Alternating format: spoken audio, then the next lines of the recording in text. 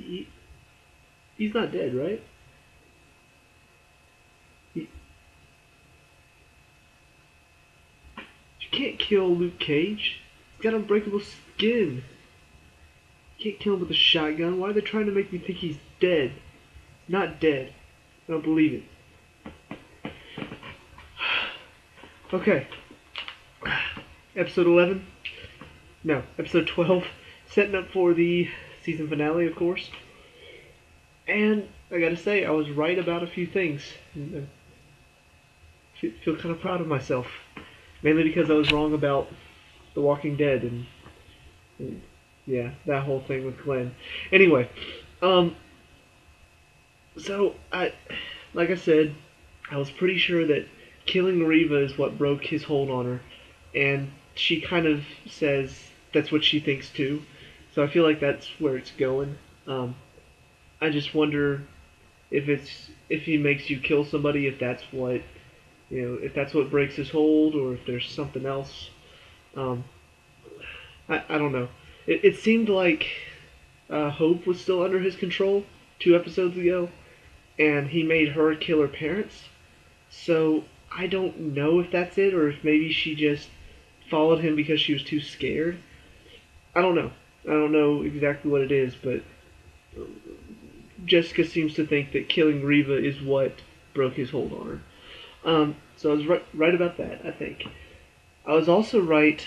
I don't know if I said this in the review, but I felt like Kilgrave likely kidnapped his father because he didn't want to kill his father. I didn't think he wanted to kill his father. I think he wanted to I thought he wanted to try to improve his powers because his dad's the only one that could really do that. And sure enough, we see his powers improved in this one. He's able to control people through a medium, which he couldn't before. If it was through a microphone, he couldn't control them, but he did it. It was in a club, and he was up on stage and yelled, "Everybody shut up! Everybody shut up!" And he's also improving the duration of how long it lasts. Uh, there, I wondered if that was what was happening, because he told one guy, stand over there or stand in front of that gate forever, and like 2 days later, it was actually probably a whole day later. Jessica and Luke go to that same club that he was at, and the guy is still standing there. And it didn't even hit me until Kilgrave started saying the stuff that Luke had said earlier, that yeah, his powers have improved, which means Luke is under a longer control than Jessica may have thought. Um, and sure enough, everything that Luke said was all, you know, made Kilgrave made him do it for a very, very long time. Um, so now that his powers have improved, the 14-hour mark that Jessica normally waits for is now moot because now he can control for longer. So that's kind of scary. And the good news, though, his father still has not figured out how to get him back to controlling Jessica, that's his ultimate goal, I think. And it totally, the rest of the season now totally makes sense why he was so obsessed with her, because she's the only one that he couldn't control, and he wants to know why. And he does, I think, legitimately love her in his psychopathic way.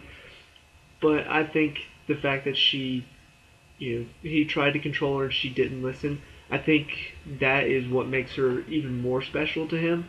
Um, beyond just, he beyond just what they shared the first time. So, a very interesting episode. Robin is still a part of this, though, and where Jerry and Wendy and their whole divorce thing was annoying because it felt forced into the plot, and at times felt like it was completely unimportant. Robin feels like she was written into the story just to be an annoyance. Like I talked about last episode how she tells Malcolm to just go kill himself. And now in this episode, Malcolm's about to leave, and then he hears her screaming. She's yelling at this woman that's delivering a package, and she's yelling at, she's been Kilgrave, she's one of his spies, and like freaking out. And Malcolm actually I don't get it. I feel bad for the guy because he's been through so much. Kilgrave turned him into a drug addict, and he's just been through a lot. And he's the only one that stood by Jessica when Robin went all crazy, psycho on her, and now he's the only one. He for some reason feels connected to Robin. I don't know why. I don't know what it is about her, but he's trying to help her out. Despite the fact that she told him, go kill yourself, nobody's going to stop you this time. And it bugs me. Like, she bugs me. The fact that Malcolm actually cares for her bugs me. And then they have another moment down at the water where Malcolm tossed Ruben's body in. And everything she says just pisses me off, makes me want to punch her in the face. Like, we're Pisces. You know what the symbol for Pisces is? Two fish swimming eternally around each other. So I'm like, so you're gonna go jump into the water now and swim eternally with your brother, right? Right? Please? Pretty please? Malcolm's gonna help you get down there. And then Malcolm's like, wait, so, you're not mad at me? She's like, Pisces are very forgiving people. I'm like, yeah, bull crap. Bull crap. Really? Pisces are forgiving, except for that Jessica Jones bitch. I mean, she's evil. I can't forgive her. But I forgive the people I care about. Yeah, okay. And just last episode, you were telling him to go hang himself. And now all of a sudden you care about him and you're gonna forgive him?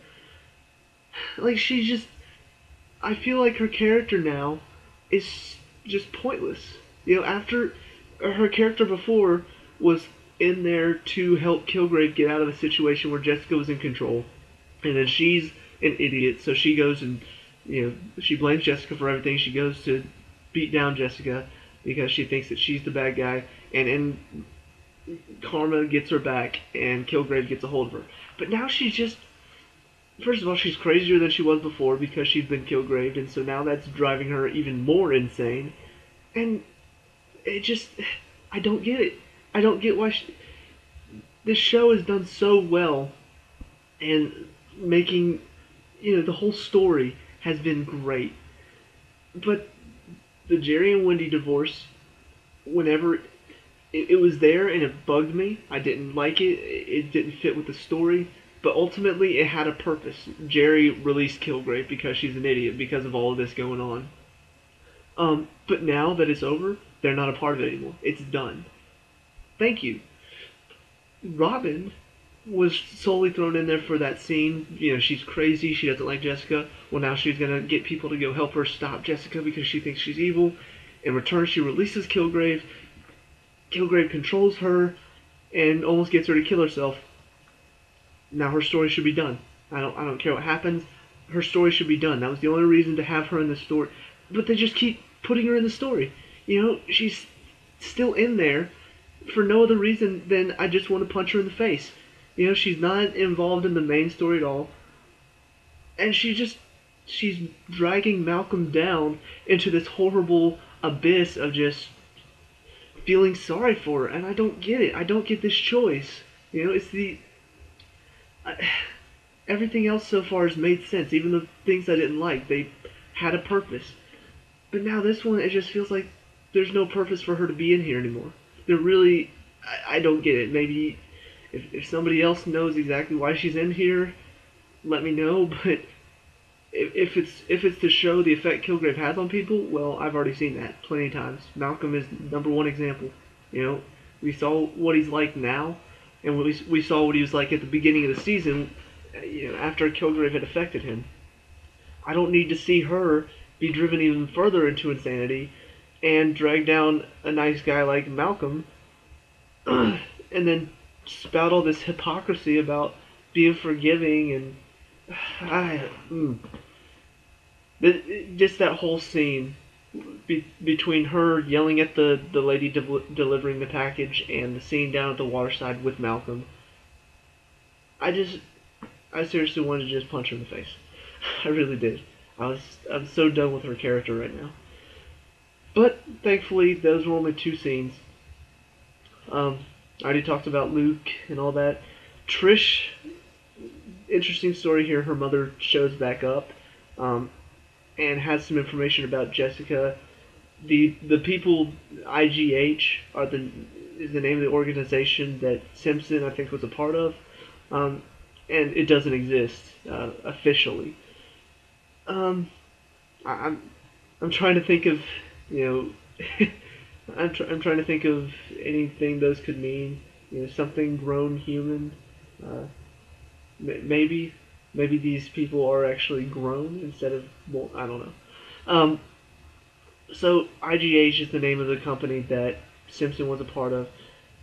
Well, Trish's mom comes to her apartment and has information.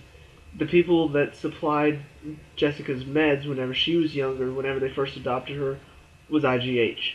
So that's interesting. It's what's going on there. I feel like this is probably going to be something in season two.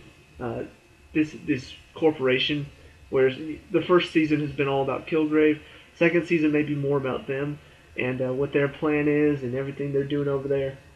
So I like the fact that they're kind of setting up for future. If they resolve it in this season finale, that would be kind of that would suck. I want to have stuff because I do believe there will be a season two of this show. This show is really good. Same as Daredevil. A lot of people say, well, maybe this will just be one season. No, there should be a second season. You've got a lot of stories to talk about. You got a lot of characters you can use. Obviously, Jessica Jones. I don't know much about the characters around her. I do know about the Marvel Defenders between Jessica Jones, Luke Cage, Daredevil. I forget. There's one other one. I can't remember their name right now. Oh, I don't remember. Um, but yeah, that they are setting up for that. But yeah, I hope that they do leave some room open for a season two, so that we get to see that. We get to see kind of what season two will be more about. Maybe bring in another villain that I don't know about to have on the side. Because I feel like Kilgrave is going to be dead next episode. And even though I hate it, you did have a whole season about him. And I don't see them keeping him alive for a whole nother season. And honestly, if they do have a second season, it's going to be a lot different because this one has been it's been so unique because it's just been about Kilgrave going after Jessica. Like that's it. Obviously they've had other stories. I'm not saying that's like the only story going on, but that's the bad guy's motivation is the hero. Um, you hardly see that. The only other one I can think of is the Joker and Batman. Everything the Joker does is to get under Batman's skin because he thinks that they're similar. I honestly, yep. Now I'm not saying that no other villain has, gone after specifically the hero, because there have been a lot of times where the hero does something, they do some superheroing and not necessarily on purpose. Most of the time it's accidentally. A bystander gets turned into a supervillain because of something the hero did, and so they're like, I'm going to get my revenge. But a lot of those villains end up becoming powerful to the point of, well, yeah, I want my revenge, but after that I'm just going to take over the world because I have the power. I'm more powerful than anybody. So it does start off as revenge, but ultimately most of the time they go into well, I'm just more powerful than anybody, so I'm just going to take control. This one's been solely about Jessica. There's no... He doesn't care about having power over people because he just wants power over Jessica. All of these people that he is controlling, it's all testing because he wants to test and see if it works on them. Does it work on Jessica? No, it doesn't. Crap. Well, I gotta try again. Um, and just the fact that it's all like this sick, sick, deluded romance for him. That just makes it even like more unique.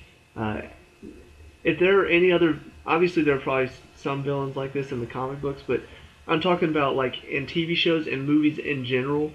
I cannot think of any villain that is solely focused on the hero for the purpose of love. Um, like trying to control them because they love them and they're obsessed with them. That's a very interesting story. Um, and so, with Kilgrave likely going to be gone next episode, it will take that away from season two, and that's that's been a lot of what makes season one so great is the villain. So they would have to do a lot to make season two as good as season one. Whereas Daredevil season two, I mean, there wasn't anything there wasn't anything in season one that was just like, oh, that in particular makes that unique and stand out. Kingpin was a great villain, but it's Kingpin. We know Kingpin. He's trying to control the city.